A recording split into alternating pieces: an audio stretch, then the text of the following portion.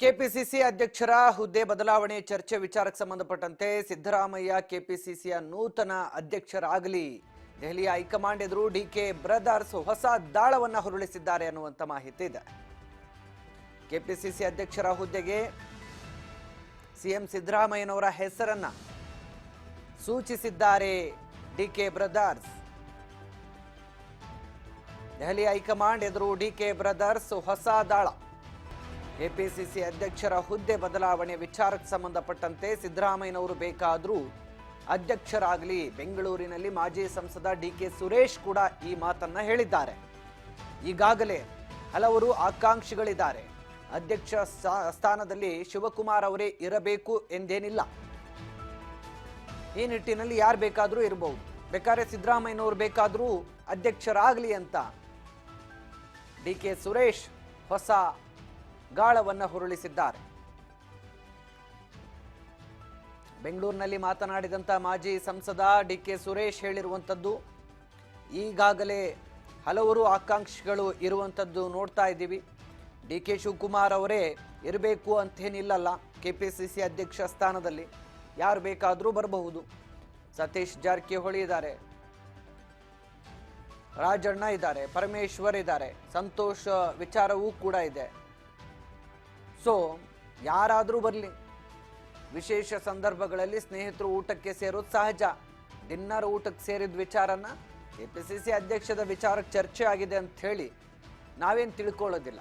ಊಟಕ್ಕೆ ಸೇರಿದಾಗ ಹಲವಾರು ಚರ್ಚೆಗಳು ಮಾಡೋದು ಸರ್ವೇ ಸಾಮಾನ್ಯ. ಹೊಸ ವರ್ಷದ ಹಿನ್ನೆಲೆ ಸಚಿವರು ನಾಯಕರು ಔತಣಕೂಟಕ್ಕೆ ಸೇರಿದ್ದಾರೆ. ಅದರಲ್ಲೇನು ದೊಡ್ಡ ರಾಜಕೀಯ ಅಂಥೇಳಿ ಇದನ್ನು ಬಣ್ಣಿಸೋದಕ್ಕೆ ಸಾಧ್ಯ ಅಂಥೇಳಿ ಡಿಕೆ ಸುರೇಶ್ ಅವರು ಕೂಡ ಡಿನ್ನರ್ ಮೀಟಿಂಗ್ ವಿಚಾರದಲ್ಲಿ ಪ್ರತಿಕ್ರಿಯೆ ಕೊಟ್ಟಿದ್ದು, ಸದ್ಯ ಸಿದ್ದರಾಮಯ್ಯನವರೇ ಕೆಪಿಸಿಸಿ ಅಧ್ಯಕ್ಷರಾಗಲಿ ಬೇಕಾದರೆ ಅನ್ನೋ ರೀತಿ ಗಾಳವನ್ನು ಹೊರಳಿಸಿದ್ದಾರೆ. ಇನ್ನು ಡಿನ್ನರ್ ವಿಚಾರದಲ್ಲಿ ಏನು ಡಿನ್ನರ್ ಮೀಟಿಂಗ್ ಆಗಿದೆ, ಆ ವಿಚಾರದಲ್ಲಿ ಸಾಕಷ್ಟು ವಿಚಾರಗಳು ಕೂಡ ಬೆಳಕಿಗೆ ಬರ್ತಾ ಇದ್ದು, ಕೆಪಿಸಿಸಿ ಅಧ್ಯಕ್ಷ ಸ್ಥಾನ ಹೈಕಮಾಂಡ್ ನೀಡಿರುವಂಥ ಹುದ್ದೆ, ಈ ಹುದ್ದೆ ಯಾರಿಗೆ ಬೇಕಾದರೂ ಕೊಡಬಹುದು. ಡಿ ಕೆ ಶಿವಕುಮಾರ್ ಅವರೇನು ಕಿತ್ತುಕೊಂಡಿದ್ದಲ್ಲ. ಇದು ಅವರ ಹಾಗೆ ಹೈಕಮಾಂಡ್ ಡಿ ಕೆ ಶಿವಕುಮಾರ್ ಅವರಿಗೆ ಕೊಟ್ಟಿದ್ದು. ಹೈಕಮಾಂಡ್ ನಾಯಕರು ಈ ಹುದ್ದೆಯನ್ನು ನೀಡಿದ್ದಾರೆ. ಡಿ ಕೆ ಶಿವಕುಮಾರ್ ಅವರು ಕಿತ್ಕೊಂಡಂತ ಹುದ್ದೆ ಅಂತೂ ಇದಲ್ಲ. ಈ ಸ್ಥಾನ ತ್ಯಜಿಸಲು ಶಿವಕುಮಾರ್ ಸಿದ್ಧ ಅಂತೇಳಿ ಡಿ ಕೆ ಸುರೇಶ್ ಹೇಳಿದ್ದಾರೆ. ಕೆಪಿಸಿಸಿ ಅಧ್ಯಕ್ಷ ಸ್ಥಾನ ಹೈಕಮಾಂಡ್ ಕೊಟ್ಟಿರೋದು, ಯಾರು ಕೂಡ ಇದನ್ನೇನು ಕಿತ್ಕೊಂಡು ಹುದ್ದೆ ಅಲ್ಲ. ಇದರ ಬಗ್ಗೆ ಹೆಚ್ಚು ಚರ್ಚೆ ಬೇಕಾಗಿಲ್ಲ. ಡಿ ಕೆ ಶಿವಕುಮಾರ್ ಬೇಕಾದ್ರೆ ಆ ಸ್ಥಾನವನ್ನು ತ್ಯಜಿಸೋದಕ್ಕೆ ಸಿದ್ಧ ಅಂತ ಹೇಳಿದ್ದಾರೆ. ವಿಶೇಷ ಸಂದರ್ಭಗಳಲ್ಲಿ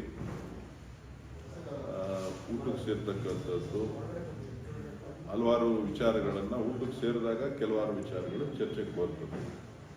ಸೊ ಹಾಗಾಗಿ ಹೊಸ ವರ್ಷದ ದೃಷ್ಟಿಯಿಂದ ಕೆಲವರೆಲ್ಲ ಸೇರಿದ್ರು ಅಂತ ಕಾಣಿಸ್ತದೆ. ಸೊ ಮುಖ್ಯಮಂತ್ರಿಗಳು ಕೂಡ ಅದರಲ್ಲಿ ಭಾಗವಹಿಸಿದ್ದಾರೆ. ಸೊ ಹಾಗಾಗಿ ಇದಕ್ಕೆ ವಿಶೇಷ ಅರ್ಥ ಏನಿಲ್ಲ. ರಾಜಕಾರಣದಲ್ಲಿ ನೀವು ಮಾಧ್ಯಮಗಳು ಹೇಳೋ ರೀತಿಯಲ್ಲಿ ಏನೋ ವಿಶೇಷವಾದಂಥ ಬದಲಾವಣೆ ಆಗ್ತಾ ಇದೆ, ಒತ್ತಡ ಬರ್ತಾ ಇದೆ ಅನ್ನೋಂಥ ಅರ್ಥ ಕಲ್ಪಿಸುವಂಥದ್ದಿಲ್ಲ. ಇವತ್ತು ರಾಜ್ಯದಲ್ಲಿ ಸಿದ್ದರಾಮಯ್ಯನವರ ನೇತೃತ್ವದಲ್ಲಿ ಸರ್ಕಾರ ನಡೀತಾ ಇದೆ. ಅದನ್ನು ಯಾರು ಕೂಡ ಚರ್ಚೆನೂ ಕೂಡ ಮಾಡ್ತಾ ಇಲ್ಲ. ಸೊ ಸಿದ್ದರಾಮಯ್ಯನವರೇ ಮುಖ್ಯಮಂತ್ರಿಗಳೇ ಅಲ್ಲಿ ಭಾಗವಹಿಸಿದ್ರಿಂದ ಇದಕ್ಕೆ ಹೆಚ್ಚು ಅರ್ಥ ಕಲ್ಪಿಸುವಂಥ ಅವಶ್ಯಕತೆ ಇಲ್ಲ ಅಂತ ಹೇಳಿ